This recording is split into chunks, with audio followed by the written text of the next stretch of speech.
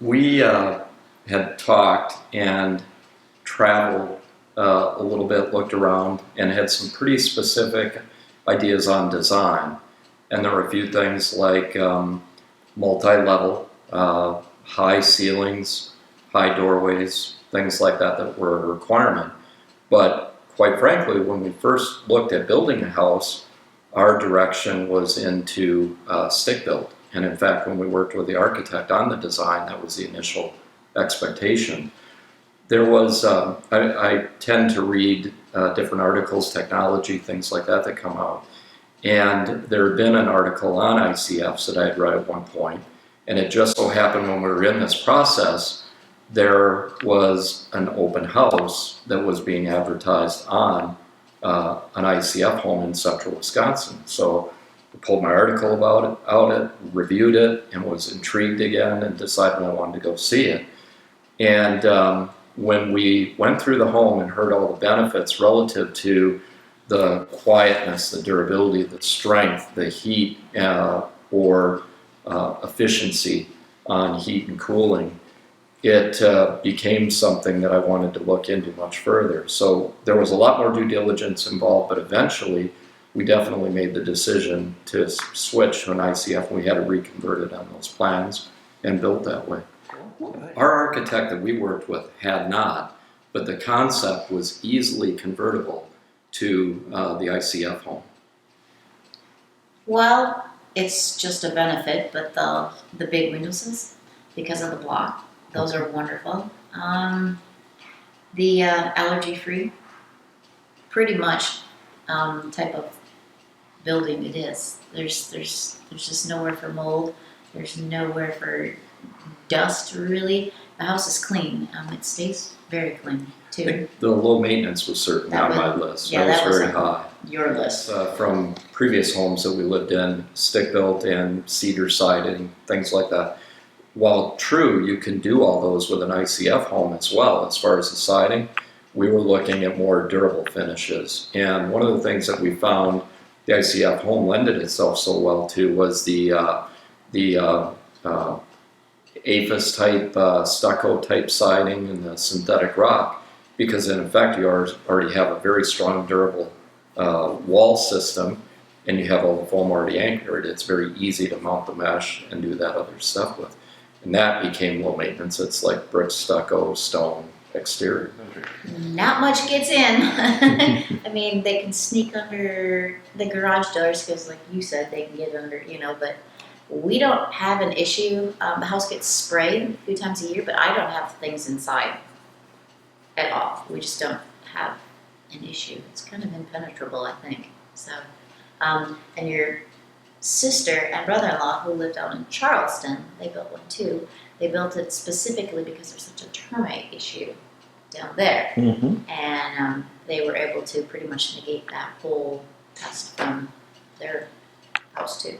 So. I think that's, I guess, the question that you're asking, as I'm turning it around in my mind a little bit.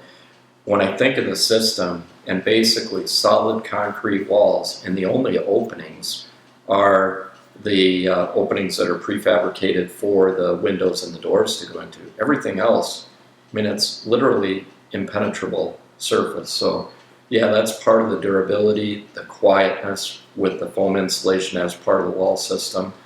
I think the hardest part of all those, and I mentioned that we did our due diligence before we finally selected to go with an ICF as well, is part of it was I wanted to travel and talk to other people that had built ICF homes and lived in it.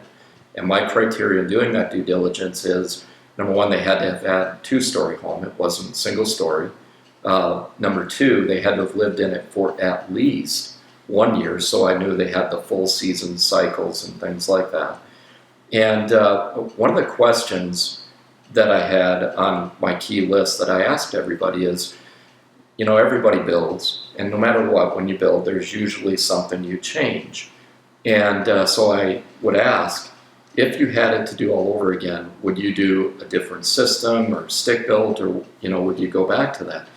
And the amazing part to me was every answer was the same. No matter who I talked to, every person responded that if they had their choice, they would never live in anything but an ICF home again. And again, you can hear the benefits, but until you're in it, you don't get that real breadth or the depth of how good it really is. Understanding the building system and what it does and the efficiency of it and the durability of it, my assumption was that there is improved resale value for it.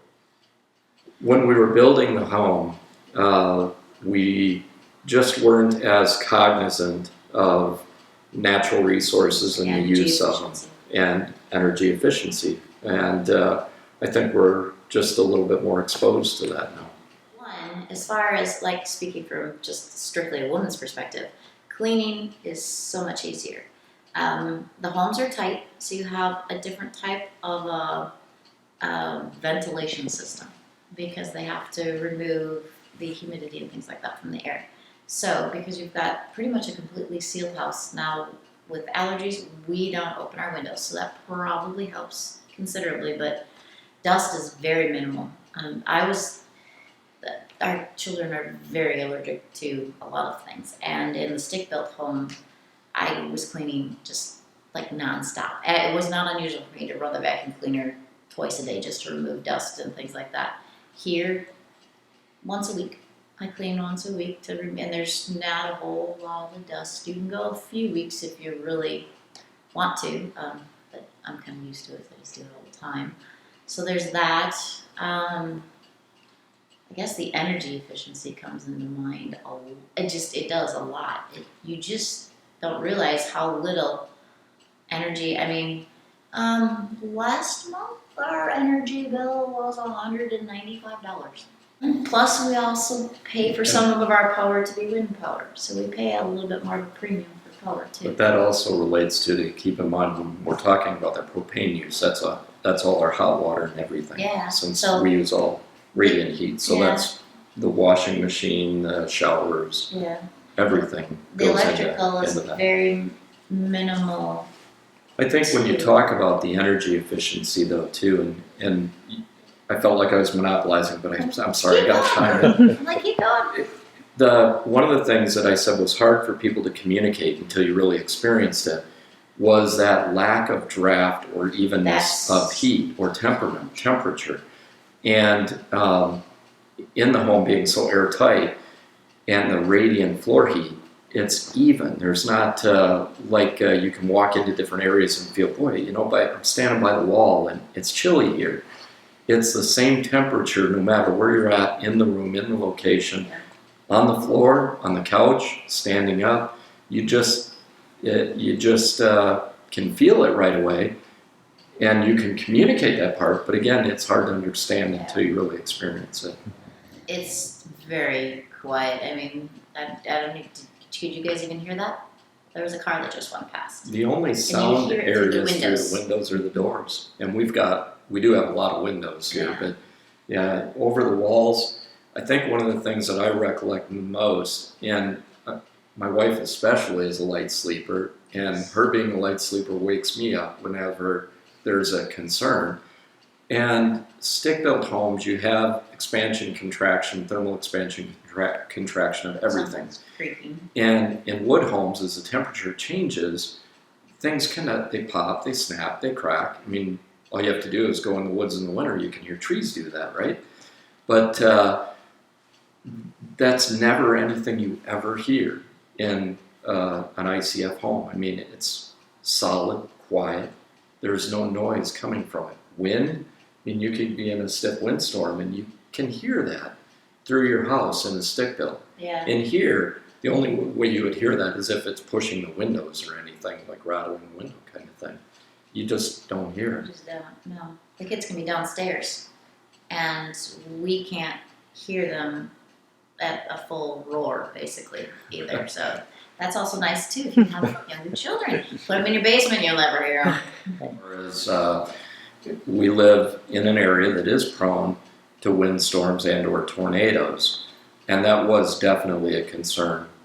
As I said, she's a light sleeper, me not so much, but the last thing I wanted to be doing was waking up and running, hightailing it for the basement all the time, anytime we had a windstorm. Yeah. So yes, it definitely was a consideration. I would say having lived in an ICF home, having lived in a stick build, having gone through the process of building or general contracting, both of them, I would say, first of all, look into it. It's a dynamite system. It's super well insulated. It's super energy efficient. It has all the benefits of the sound, the durability for your family, the protective qualities that you had mentioned. I would say, first and foremost, look into it.